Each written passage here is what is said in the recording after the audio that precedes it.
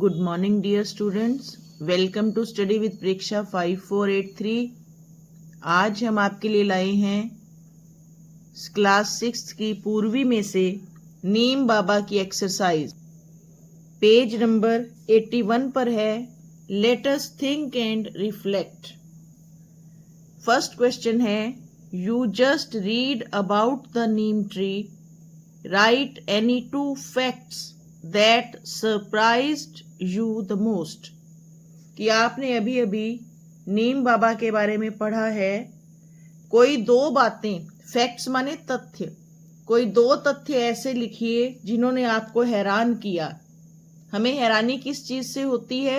जिसके बारे में हमें पहले से पता नहीं होता। The two facts that surprised me the most are, number 1, that neem tree was born in India or Myanmar। पहली बात तो कि नीम का पेड़ भारत में या म्यांमार में पैदा हुआ। दूसरा, it is used in many ways, इसका बहुत तरह से प्रयोग किया जा सकता है। Next, question number 2, complete the following sentence. A, the old man asked Ambar to call him Neem Baba. बूढ़े पेड़ ने उसे, यहां ट्री होना चाहिए था, नीम बाबा बुलाने के लिए कहा, because he was very old, क्योंकि वह बहुत बूढ़ा हो चुका था। बी सेंटेंस, नीम सीड पाउडर, सीड माने गुठली, जो निम्बोली के अंदर गुठली होती है उसके लिए। Neem seed powder protects crops from locusts, insects and termites. निम्बोली की गुठली से जो पाउडर बनता है वो फसलों को टिड्डियों से, कीड़ों से और दीमक से बचाता है। क्रॉप्स माने फसलें। Putting powder of Neem seeds in stagnant water. Stagnant माने रुका हुआ, STAGNANT। खड़े पानी में नीम की निम्बोली का पाउडर डालने से मच्छर मर जाते हैं। Is a cost-effective method to stop mosquitoes from breeding in stagnant water.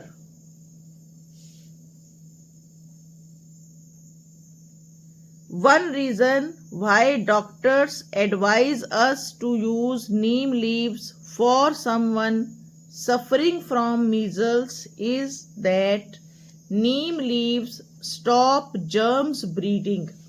जब किसी को खसरा निकले तो डॉक्टर कहते हैं इसके बिस्तर में नीम की पत्तियां रखो, क्योंकि नीम की पत्तियों से कीटाणु नहीं बढ़ते।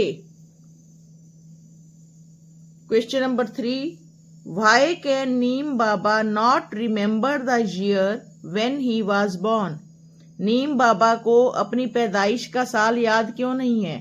क्योंकि उस समय बर्थडेज को नोट करने का कोई तरीका नहीं था।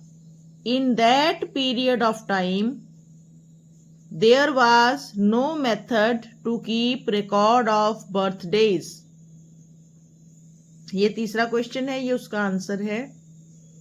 चौथा, which parts of the neem tree are used to make medicines. नीम के किस किस पेड़ से दवा बनती है? Seeds, leaves, wood, stem and twigs. यानी कि नीम के बीज, पत्तियां, लकड़ी, लकड़ी में तना और टहनियां। लेट अस लर्न, अगली एक्सरसाइज है आओ सीखें। आओ, आओ वाले वाक्य लेट अस से शुरू होते हैं। आओ हम ये करें, लेट अस गो आउट, आओ बाहर चलें, लेट अस प्ले, आओ खेलें, लेट अस लर्न, आओ सीखें। ये नीचे जो वर्ड्स हैं आप देख रहे हैं कि बड़े बड़े वर्ड्स हैं, दो दो वर्ड्स को मिलाकर एक वर्ड बना हुआ है। इन्हें कहते हैं कंपाउंड वर्ड्स। तो कंपाउंड वर्ड्स को भी लिखने का तरीका अलग अलग है। कुछ वर्ड्स को तो बिल्कुल साथ लिखा गया है, जैसे समथिंग, चाइल्डहुड, ग्रैंड मदर, और कुछ को थोड़ा दूर दूर जैसे वेल नोन, नीम ऑयल, सीड पाउडर, और कुछ के बीच में ये छोटी सी लाइन डाली गई है, इसे कहते हैं hyphen. Cleanliness parting, thought provoking. तो ये 3 तरह के कंपाउंड वर्ड्स हैं। सबसे पहले हैं ओपन कंपाउंड वर्ड्स, जिनके बीच में स्पेस है। क्लोज्ड कंपाउंड वर्ड्स, जिनके बीच में स्पेस नहीं है। हाइफनेटेड कंपाउंड वर्ड्स, जिनके बीच में हाइफन है। तो इनको हमने आगे अलग अलग बॉक्सेस में लिस्ट बनानी है। ये देखिए, ओपन कंपाउंड वर्ड्स में आ गया well known, well trained, seed powder, neem oil. Closed में something, grand mother, worship, kingdom, motherhood. आपने कुछ और वर्ड्स भी ऐड करने हैं। हाइफनेटेड कंपाउंड वर्ड्स में cleanliness parking, thought provoking, cost effective. ये देखिए, अब आपको ये हाइफनेटेड कंपाउंड वर्ड्स क्लियर दिखेंगे। Cleanliness parking, PARTING, parting, thought provoking, cost effective. Words that tell us what a person is doing are called verbs. जिन शब्दों से हमें पता चलता है कि कोई व्यक्ति क्या कर रहा है, उन्हें हम वर्ब कहते हैं, यानी कि action words.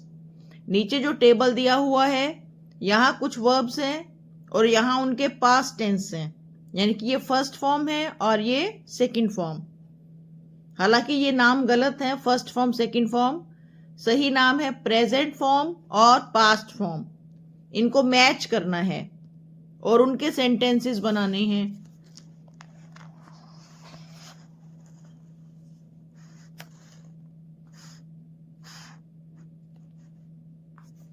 become, became, find, found, make, made, discover, discovered, tell, told, give, gave। sentences बने। I want to become a teacher when I grow up. I found a pen in the desk. This chair is made of wood. तीसरे का एक और बना, 2 and 2 make 4, कि 2 और 2 4 होते हैं। Who discovered the sea route to India, ये चौथे का है। 5th, she told me a story, उसने मुझे कहानी सुनाई। Give, gave, he gave me a pen, उसने मुझे एक पेन दिया। He gave me a pen। Next page पर हम पर्सोनिफिकेशन के बारे में सीखेंगे। पर्सोनिफिकेशन होता है किसी नॉन लिविंग को लिविंग के रूप में वर्णन करना, कि कोई चीज जो है निर्जीव है और हम उसके बारे में ऐसे बात करें जैसे वो मनुष्यों की तरह व्यवहार करे। जैसे इसमें नीम बाबा, नीम के पेड़ को एक बूढ़े बाबा के रूप में बताया गया है। इसे हम पर्सोनिफिकेशन कहते हैं।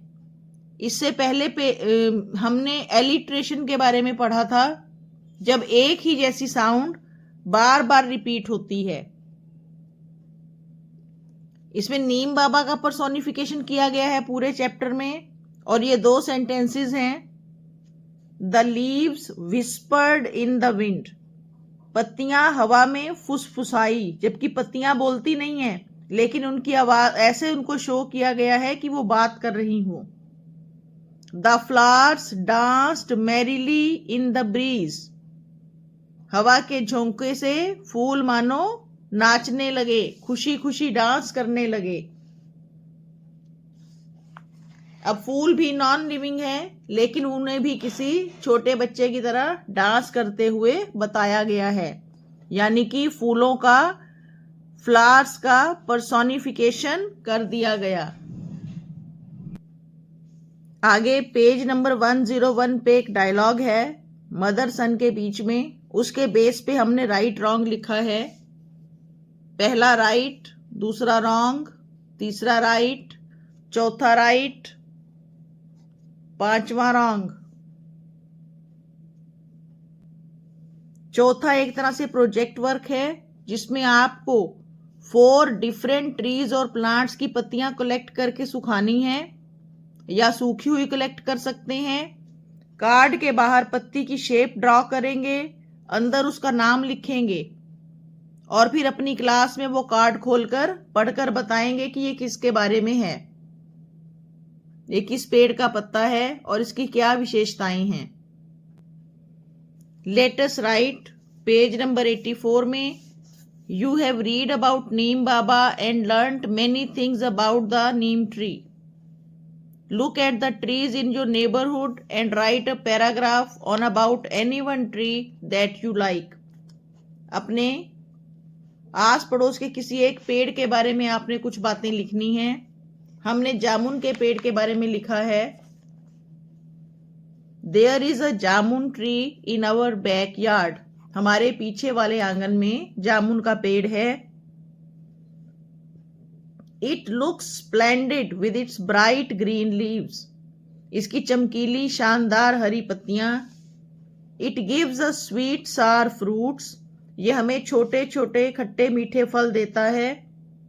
जामुन fruits are said to cure diabetes. ऐसा कहा जाता है कि जामुन के फल डायबिटीज को ठीक करते हैं। It is very old. ये बहुत पुराना है। My grandpa had planted it when he was a student. जब मेरे दादाजी पढ़ते थे तो उस समय उन्होंने इसे लगाया था। I cannot climb it. मैं इस पर चढ़ नहीं सकता हूं क्योंकि ये बहुत ऊंचा है। But I collect the juicy fruits fallen on the ground. परंतु जो धरती पर गिरे हुए हैं फल, रसीले फल, मैं उन्हें इकट्ठा करके खा लेता हूं और वो फल मेरी जीभ को बैंगनी कर देते हैं, जामुनी कर देते हैं। These fruits turn my tongue purple. जामुन खाओ तो जीभ कैसी हो जाती है, जामुन के रंग जैसी हो जाती है ना, वही लिखा है हमने। और ये वीडियो यहाँ खत्म होता है। हमारे चैनल को सब्सक्राइब कीजिए। Please share, like and subscribe to our channel study with Preksha 5483। Thank you very much.